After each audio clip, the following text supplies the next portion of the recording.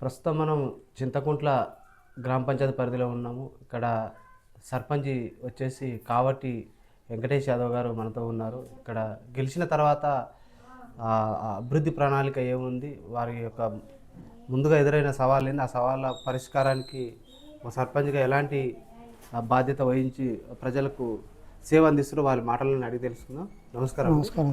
Sir, మీరు గెలిచిన తర్వాత ఎలా ఉంది అనుభూతి? సర్పంచ్ గెలిచిన తర్వాత గెలిచిన తర్వాత మేము ఇక్కడ ఉద్దండుల మీద మా ఊర్లో ఏంటంటే రేఖా శ్రీధర్ రెడ్డి అని పెద్ద పేరు మూసిన రేవంత్ రెడ్డికి దగ్గరకు పోయేంత శక్తి ఉంది వాళ్ళకు. ఇంకా పిఎస్సి చైర్మన్ వేణుధర్ రెడ్డి అనే వ్యక్తులు ఉంటారు. ఇక్కడ పెద్ద పెద్ద ఉద్దండులు. నాకు వాటర్ ప్లాంట్ ఉంది, నేను ఆటో నడిపేది. ప్రజలకు సేవ చేసుకుంటూ నేను బీఆర్ఎస్ పార్టీలో దాదాపుగా నేను ఒక 10 సంవత్సరాల నుంచి పనిచేస్తున్నా. పనిచేయడం వలన నేను అందరికీ దగ్గర ఉండడం వలన ఈ ఊరి అభివృద్ధి కోసం నేను పనిచేస్తానని చెప్తే వాళ్ళు నా మీద ఎంతో డబ్బు పెట్టడం జరిగింది. కానీ ఆత్మ అభిమానాలు అన్నీ ఉండడం వలన చింతకుంట్ల జనాలు చైతన్యవంతమై నాకు ఈరోజు సర్పంచ్గా నన్ను ఎన్నుకున్నారు. ఇంకోటి, మా ఊర్లో కొండమల్లపల్లి మండలంలో మాది పెద్ద మేజర్ గ్రామ పంచాయతీ.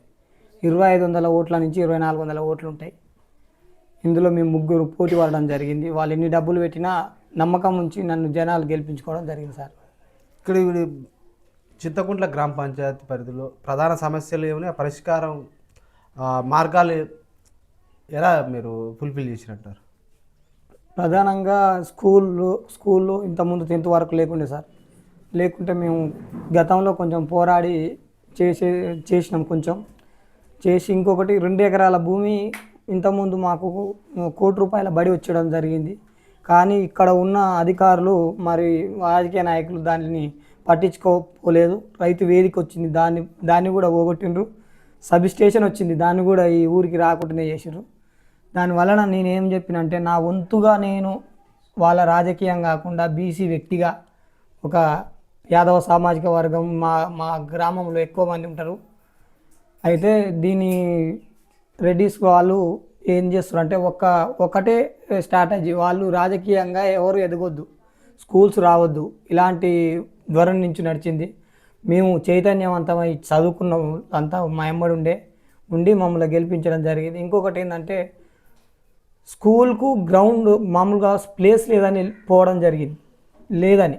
కానీ మేము వచ్చినాక 2 ఎకరాల భూమిని మేము దాన్ని ఎక్స్ప్లెయిన్ చేసినాం, సర్వేర్ పెట్టించినాం, అన్నీ చేయించినాం. దాన్ని సాఫ్ చేయడం కూడా జరిగింది.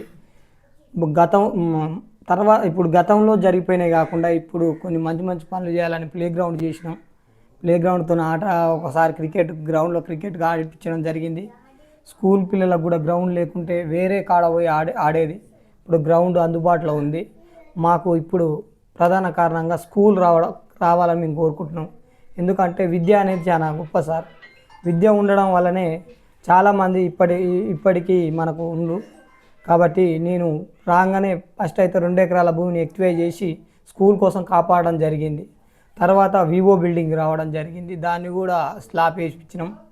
కాకపోతే ఇక్కడ గెలవడంలో మేము 3 వార్డు నెంబర్లు గెలిచినాం, అవతల 7 వార్డు నెంబర్లు గెలిచినాం. అయినా వాళ్ళ ఒత్తిడిని తట్టుకొని ఇక్కడ ఏ విధంగానూ మనం రీజనబుల్గా ఊర్లోనే ఉంటాం. మనకు ఆస్తులు లేవు, మనకు బంగ్లాలు లేవు, ఏవి లేకున్నా ప్రజాసేవ కోసమే మేము ఈ ఊర్లో మంచితనంగా చేసుకొని బతుకుతున్నాం సార్.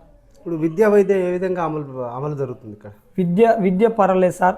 పోయిన దానికన్నా ఇప్పుడు 18 మంది స్టూడెంట్స్ ఉంటే 18 మంది అందరూ పాస్ అయ్యారు సార్.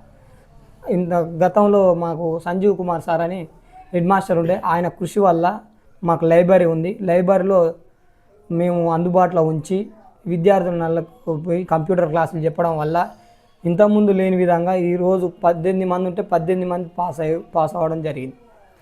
అదేవిధంగా యువతకు ఉపాధి అవకాశాలు కల్పించడానికి, దాంతోపాటు వాళ్ళు చదువుకొని ఉద్యోగంలో ఏదైనా సన్నద్ధం కావడానికి లైబ్రరీ వ్యవస్థతో పాటు ఉపాధి అవకాశాలు మెరుగుపరచడానికి మీ దగ్గర ఒక సర్పంచ్గా ప్రణాళిక ఏమైనా చేశారా?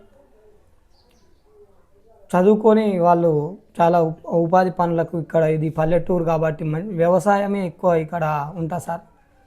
ఇక్కడ దాదాపుగా అంతా ఎవరు కూడా నిరుద్యోగులు తక్కువ. అంటే చదువు ఉంది ఇక్కడ, మామూలుగా ఏమంటారు వ్యవసాయం మీదనే ఎక్కువ ఆధారపడతాం సార్ మేము. మా కళ్ళ ఉన్న యువతకు పొలాలు అవి నెక్స్ట్ మా కొండమల్లపల్లి మండలం దగ్గర ఉంది కాబట్టి అదో ఏదో ప్రైవేట్గానే జరుగుతున్నాయి కానీ గవర్నమెంట్ నుంచి ఎలాంటి మనకు లేకపోవడం వలన కొంచెం నిరుద్యోగం ఎక్కువనే ఉంది సార్ ఊర్లో. యువతకు ఏమైనా ఉపాధి అవకాశాలు కల్పించడానికి మీ పాత్ర, దాంతోపాటు లైబ్రరీ ఏర్పాటు ఏమైనా చేస్తున్నారు? లైబ్రరీ ఏర్పాటు చేసినాం సార్, అందులో పుస్తకాలు ఉన్నాయి, పోయి చదువుకుంటుండ్రు. ఇది అది యువతకు ఉపాధి అంటే ఇది మామూలుగా సిటీ కాదు సార్, వేరే సొంతంగా వ్యాపారం పెట్టుకునే వాళ్ళని మేము ప్రోత్సహిస్తాం. మేము ఉపాధి చేసుకునే యువతకు కూడా మేము దండగా నిలుస్తాం సార్. ప్రభుత్వ సంక్షేమ పథకాలు ప్రజలకు చేరవేయడంలో మీ యొక్క పాత్ర ఏ విధంగా ఉందంటారు? మేము ఏదున్నా మొత్తం ఊరికి సన్నిహితమై ప్రతి మనిషికి కలవడం జరుగుతుంది. నేను రోజు 1 గంట గ్రామ పంచాయతీలో కూర్చోవడం జరుగుతుంది సార్. ఇంకొకటి ఏంటంటే మనం ఏది వచ్చినా ఆ ప్రభుత్వంకి వెళ్ళి ఎలాంటి పనులు వచ్చినా డబ్బు చాటింపు వేయించి మరి మన అవగాహన సదస్సు కూడా మేము చేస్తాం సార్. ప్రధానంగా యువకులు బాగా డ్రగ్స్ మద్యానికి బానిస అవుతారు. వాళ్ళు మార్పు చైతన్యం తీసుకోవడానికి ఏమైనా మీరు కార్యక్రమాలు నిర్వహించి వాళ్ళు అవగాహన పెంపొందిస్తున్నారు? చెప్తున్నాం సార్. అంత అవగాహన కార్యక్రమం మొన్న రీసెంట్గా 15 రోజుల కింద ఎస్ఐ గారు రావడం జరిగింది. వాళ్ళందరినీ పిలిచి అవగాహన సదస్సు మీద మేము మాట్లాడడం కూడా జరిగింది సార్. ఇంకా మీ గ్రామంలో ఇంకా చాలా సమస్యలు ఉన్నాయి సార్. డ్రైనేజీ సమస్యలు ఉన్నాయి, రోడ్ల సమస్యలు ఉన్నాయి. మాది గ్రామం పెద్దది కాబట్టి మాకు పైనుంచి వచ్చే ఫండ్ అన్ని ఏ మాత్రం కూడా మాకు సరిపోవట్లేదు సార్. ఎందుకంటే ఇది గ్రామం చిన్నది కాబట్టి పెద్దది కాబట్టి సమస్యలు ఎక్కువగా ఉన్నాయి. గత పాలకులు చేయకపోవడంతో అంటే వాళ్ళ చేతులు ఉండడం వల్ల స్వయంగా ఆలోచించని సర్పంచ్ లీడర్ రాలేకపోయారు. ఇప్పుడు మనం స్వయంగా ఆలోచిస్తున్నాం సార్. భద్రత కోసం కూడా సీసీ కెమెరాలు ఏర్పాటు చేయాలంటున్నారు. ప్రయత్నిస్తున్నాం సార్, చేస్తాం ఖచ్చితంగా. ఇంకా మీ గ్రామంలో ఇంకా సమస్యల పరిష్కారానికి మీరు భవిష్యత్ ప్రణాళిక మీ దగ్గర ఏముంది? మీరు భవిష్యత్తులో ఈ గ్రామాన్ని ఏ విధంగా తీర్చిదిద్దబోతున్నారు? వచ్చే 5 ఏళ్లలో సార్ ఇక్కడ ఓపెన్ జిమ్ పెట్టాలని ఆలోచనలో ఉన్నాం. ఇంకొకటి మేము ప్రతి ఒక్కరిని కలిసి పని ఏ విధంగా ముందుకు పోదామని ప్రజలతో మమేకమవుతాం. అదేవిధంగా ఊరు డ్రైనేజీలు కానీ సీసీ రోడ్లు కానీ బల్బులు కానీ ఈరోజు వచ్చిన కానీ చెప్పటికి కూడా మేము వచ్చినాక ఒక 2 సీసీ రోడ్ వేయడం జరిగింది, 2 డ్రైనేజ్ వేయడం జరిగింది. ఇంకా ముందు భవిష్యత్తులో చాలా పనులు చేయడానికి మేము సిద్ధంగా ఉన్నాం సార్. మహిళా సంఘాలకు చేయూతనివ్వడానికి మీ గ్రామ పంచాయతీ నుంచి ఏమైనా చేయూత ఇస్తున్నారు? మహిళా సంఘాల నుంచి మా ఊరి నుంచి 560 సంఘాలు ఉన్నాయి సార్. చాలా చేయూతనంగానే ఉన్నారు. వాళ్ళకు ఒక బిల్డింగు ఏర్పాటు చేయడం జరుగుతుంది. అది ఖచ్చితంగా మేము ఈ 2 నెలల లోపల వాళ్ళని బిల్డింగ్లోకి తీసుకోవడం జరుగుతుంది. కేంద్రం నుంచి కానీ రాష్ట్రం నుంచి కానీ నిధులు ఏ విధంగా అందుతున్నాయి అంటున్నారు? కేంద్ర ప్రభుత్వం నుంచి 15 ఫైనాన్స్ రావడం జరిగింది సార్. 12 లక్షలు రావడం జరిగింది. అందులో ఈ మేజర్ వర్క్గా చేసే పని చేస్తూనే ఉన్నాం. ఇంకొక 4 నుంచి 5 లక్షలు మనకు ఉన్నవి. ఇంతకుముందు సెక్రటరీలు కానీ ఇంతకుముందు చేసిన పాలకులు కానీ కొంతమంది పైసలు వేయాలంటే మనం వారికి ఇవ్వడం జరిగింది. నెక్స్ట్ భవిష్యత్ ప్రణాళిక మనం ఏ విధంగా ఏం చేసుకోవాలనేది 15 ఫైనాన్స్లో కొంత ఉంది. దాన్ని బట్టి మేము మా వార్డు నెంబర్లు మా పాలక వర్గం నుంచి మేము ఖచ్చితంగా చూసి ఏం పనులు చేయాలనో నిర్ణయించుకుంటాం సార్. రైతులు కూడా కొద్దిగా ఇబ్బంది పడుతున్నారు సార్. రైతులు అంటే ఒడ్లు కొనుగోలు విషయంలో చాలా అన్యాయం జరుగుతుంది సార్. బండ్లు రాకపోవడం వల్ల కరెక్టు ఇంతకుముందు ఉన్న గవర్నమెంట్తో పోల్చుకుంటే ఇది చాలా ఇబ్బందికరమైన విషయం సార్. యూరియా బస్తాలు దొరకక ఒడ్లు కటింగ్ పోయి చాలా ఇబ్బందులలో పడుతుంది సార్.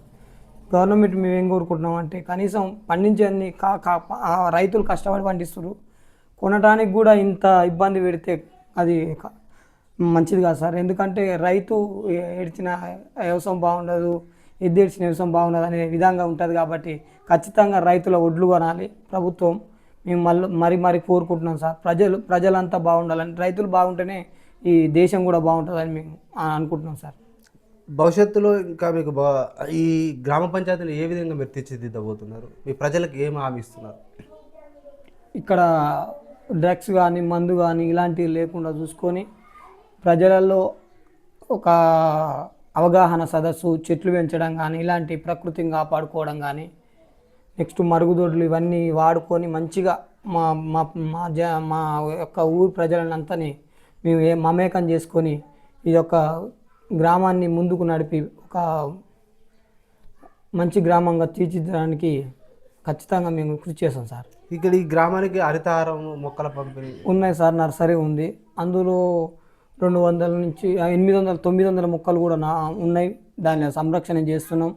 జూన్లో మొక్కలు నాటడానికి మేము ప్రయత్నిస్తాం.